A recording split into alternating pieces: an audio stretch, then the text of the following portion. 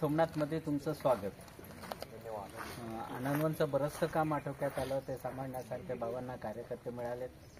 विकासभाऊ प्रकाशभाऊ सारखे सुपुत्र मिळाले जे राहिलेलं काम पुढं नेतील. मग बाबांना असं वाटलं आजचा तरुण जो आशाकडे वळत आहे त्यांच्यासाठी काहीतरी करावं.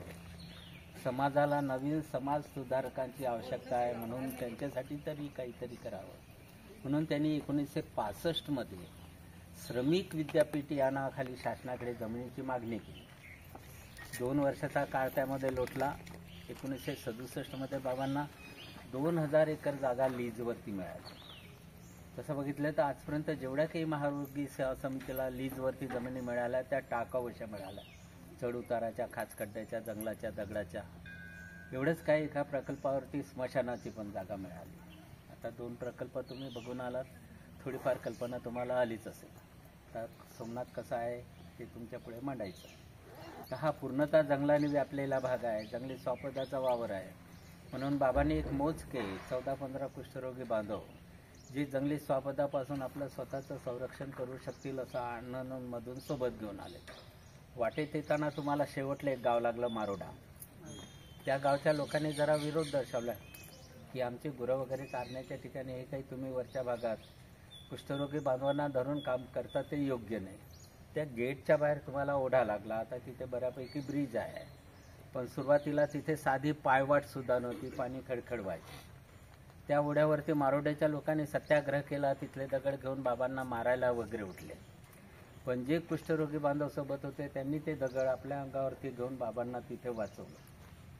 त्याच कालावधीमध्ये योग असा की इकडे 18-20 किलोमीटरवरती एक सावली म्हणून गाव आहे. त्या भागात विनोबाजी भावे यांचा भूदानबद्दलचा दौरा होता. त्यांच्यापर्यंत ही वार्ता पोहोचली की बाबांवरती मारोड्याचे लोक मारायला उठले आहेत, पुढे आणखी काही अनर्थ घडू नये म्हणून मग विनोबाजींनी जरा मध्यस्थी केली आणि त्यांच्या गावाला लागून जी बऱ्यापैकी तयार झालेली शेती होती ती 2000 एकरमधून 750 एकर आम्हाला सोडण्यास भाग पाडला. मग राहिलं ते आमच्याकडे 1250 एकराचं पूर्णतः जंगल. रात्री येताना बघितलं जंगल कसं आहे आणि आता तुमच्या नजरेत पडणारच आहे. हा पूर्णतः जंगलाने व्यापलेला भाग आहे. कुष्ठरोगी बांधवांच्या भरोशावर ते डेव्हलपमेंट करणं आपणास अशक्य आहे असं बाबांच्या लक्षात आलं. म्हणून पहिल्याच वर्षी बाबांनी इथे आंतरभारतीय श्रमसंस्कार छावणी नावाचं शिबिर आयोजित केलं. जे शिबिर अविरत आतापर्यंत आपल्याकडे चालू आहे. त्याची ठरलेली तारीख आहे 15 ते 22 मे. या कालावधीमध्ये ते शिबिर घेतलं जातं. तर पहिलं जे शिबिर आयोजित केलं त्या कालावधीमध्ये या परिसरात वीज नाही, जमिनीची लेवलिंग नाही, डोक्यावरती कोणत्या प्रकारचं छत नाही. अशा या कठीण परिस्थितीत वेळेवर हे जे शाळेच्या समोर तुम्हाला मैदान दिसतं, वेळेवरती कुष्ठरोगी बांधवांनी तिथले झाडं काढली, जमिनीची लेवलिंग केली, मांडव टाकला आणि त्या ठिकाणी पहिलं शिबिर आयोजित करण्यात आलं. जरी पहिलं शिबिर होतं तरी पूर्ण भारतामधून जवळजवळ 1650-1700 स्त्री पुरुष मुलं मुली त्या शिबिराला हजर होते. आणि ते शिबिर 1-2 दिवसाचं नव्हतं तर 15 दिवसाचं ते शिबिर होतं. 15 दिवस त्या लोकांनी असं काळोखामध्ये जमिनीवर झोपून कसं पार पाडलं असं. आणि सध्या 5 मिनिटासाठी वीज गेली तर लगेच हातात मोबाईल येतो. काळ बदलला, माणसं बदलली. तर असे शिबिराचे काही वर्ष लोटलेत. एका शिबिरामध्ये टाटाचे काही लोक आलेत. त्या कालावधीमध्ये हे जे बांधकाम केलेलं दिसतंय या मकानापासून तर हे 2 मजली जे मळा दिसतो तुम्हाला, हा भाग काही डेव्हलपमेंट झालेला नव्हता. त्यांच्या लक्षात असं आलं, बरेचसे शिबिरार्थी मुलं मुली स्त्री पुरुष असे ते उघड्यावर झोपलेले त्यांनी बघितले. ते पाहून त्यांना वाईट वाटलं. शिबिर संपल्यानंतर जेव्हा ते परत आपल्या भागात गेले तेव्हा वरच्या अधिकाऱ्यांना सांगितलं की बाबा आमटेच्या संस्थेमध्ये दरवर्षी शिबिरं घेतात खरी, पण त्यांची राहायची सोय होत नाही. त्यासाठी आपणास काहीतरी करायला हवं. आता टाटाबद्दल आपण ऐकून आहोत, वाचून आहोत. टाटा एकमेव व्यक्ती अशी होती, कारण अशी होती असं म्हणण्यामागे आता 1.5-2 महिन्याच्या आधीच ते एक्सपायर झाले. तर अशा समाजभावी संस्थाचे कामं बघून आपल्या परीनं जमेल तेवढी मदत करण्याचा प्रयत्न करायचे. तर त्यांनी दखल घेतली आणि हे जी 2 मजली बिल्डिंग दिसते तुम्हाला ती बांधण्यासाठी टाटांनी पैसा दिला. तर आता शिबिराच्या कालावधीमध्ये खालच्या भागामध्ये मिटिंगा होतात. मधला जो भाग आहे तिथे 300-350 मुलं एकाच वेळेस झोपू शकतील असा अखंड हॉलच आहे. स्त्रियांची आणि मुलींची सोय ही जी लांबच्या लांब चाळ तुम्हाला दिसली तेव्हा ही मागच्या बाजूला एक चाळ आहे. स्त्रियांची आणि मुलींची सोय आम्ही तिकडे करीत असतो. आता बाबाच्या कामाची आनंदवंत आता भारतभर पसरली. मग तुमच्यासारखे लोक जे देवस्थानं किंवा प्रेक्षणीय स्थळं बघायला जाणारे, त्यांना असं वाटलं का बाबा अंतिजीचं खूप सारं नाव होत आहे, चला प्रत्यक्ष जाऊन बघावं. तर खूप सारे ग्रुप यायला लागले. त्यांची राहायची सोय आमच्याकडून होत नव्हती. ही जे लांबच्या लांब चाळ्याची देवाल आहे त्या हॉलमध्ये स्त्री पुरुषांना ठेवायचे. ते आम्हाच काही बरं वाटलं नाही. मग आमच्या संस्थेचे ट्रस्टी आहेत मुंबईमध्ये नरेनभाई मिस्त्री म्हणून, त्यांच्याकडे मग आम्ही आमचे व्यथा मांडली का सोमनाथला जे पर्यटक म्हणून येतात त्यांची राहायची सोय होत नाही, तुमच्या परीनं काही जमत असेल तर बघा. तर त्यांचे एक मित्र होते आनंदराव पवार, जे मुंबईमध्ये बऱ्यापैकी बिल्डर होते.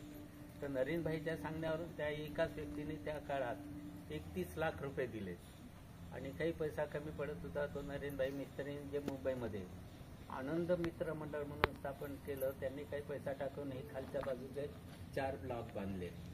तर त्यामध्ये एवढं काही साहित्य तुम्ही पाहिलं असेल, प्लॅस्टिकच्या गडव्यापासून गादी उशी पलंगापर्यंत, आणि ज्या स्टीलच्या टेबलवरती तुम्ही रात्रीचं जेवण किंवा त्याचा नाश्ता केला, त्यासाठी पुण्याच्या एक प्रभाताई चाफेकर म्हणून आहेत, खूप वर्षापासून संस्थेशी त्या जोडले आहेत, त्यासाठी त्यांनी मदत केली आहे. आता येणाऱ्या लोकांचा ओघ वाढला, जास्तीच्या येणाऱ्या लोकांना आम्हाला त्या हॉलमध्ये ठेवावं लागत होतं. मग तुमच्यासारख्याकडून आणखी थोडीफार मदत मिळाली. त्या मदतीमध्ये वरच्या बाजूला पुन्हा एक मळा चढवलेला आहे, त्यामध्ये असे 40-45 लोक राहू शकतील अशी आपण व्यवस्था केली. आता थोडं विकासभाऊबद्दल बोलायचं झालं तर विकासभाऊ हे डॉक्टर आहेत का इंजिनियर आहेत हे तुमचं तुम्हाला ठरवावं लागतं. कारण बाबांनी जेव्हा आनंदवनची निर्मिती 1949 मध्ये केली, त्या कालावधीमध्ये बाबांकडे फक्त 14 रुपये, एक लंगडी गाय आणि 6-7 रोजी भांडवल जे वर्धेहून आणले होते. एवढ्या भांडवलावरती 1949 मध्ये आनंदवनची निर्मिती केली. लगेच त्यांना असं वाटलं का आता तरुणांसाठी काहीतरी करावं, म्हणून 1967 मध्ये सोमनाथची निर्मिती झाली. हे सांभाळण्यासारखे कार्यकर्ते मिळाले. लगेच असं बाबांना वाटलं का आदिवासी लोकांना हेमलकशाच्या भागामध्ये खूप सारं शिकले सवरले लोक लुबाडत आहेत, त्यांना औषधाची सोय नाही, त्यांना शिक्षणाची सोय नाही, त्यासाठी काहीतरी करावं. म्हणून 1973 मध्ये हेमलकशाची निर्मिती केली. असे एक प्रकल्प निर्माण करतच गेले. बाबांकडे पैसा नव्हता, तर 14 रुपये आणि एका लंगड्या गाईवरती आनंदवनची निर्मिती केली. बाबांना असं वाटलं की दोन्ही भावाचे शिक्षण एकाच पुस्तकावर व्हावे, म्हणून नाईलाजानं MBBSची डिग्री घेतली त्यांनी. पण त्यांची कामं तुम्ही बघून आला तर 2 प्रकल्पामध्ये काय काय घडवून ठेवलं, तर सोमनाथमध्ये काय घडवून ठेवलं ते तुम्हाला प्रत्यक्ष आपल्या गाडीमध्ये बसून बघायचं आहे. आता तुम्हीच ठरवून घ्याल का ते डॉक्टर आहेत ते इंजिनियर आहेत. त्याचं छोटंसं एक उदाहरण द्यायचं झालं तर हे छोटंसं एक अर्धवर्तुळाकार जे मकान दिसतं तुम्हाला, हे त्यांच्या कल्पनेतून तयार झालेलं एक मॉडेल आहे. त्यामध्ये RCCचा किंवा लाकडाचा उपयोग नाही आणि ती सिंगल विटाची अशी तिरकी जुळलेली आहे.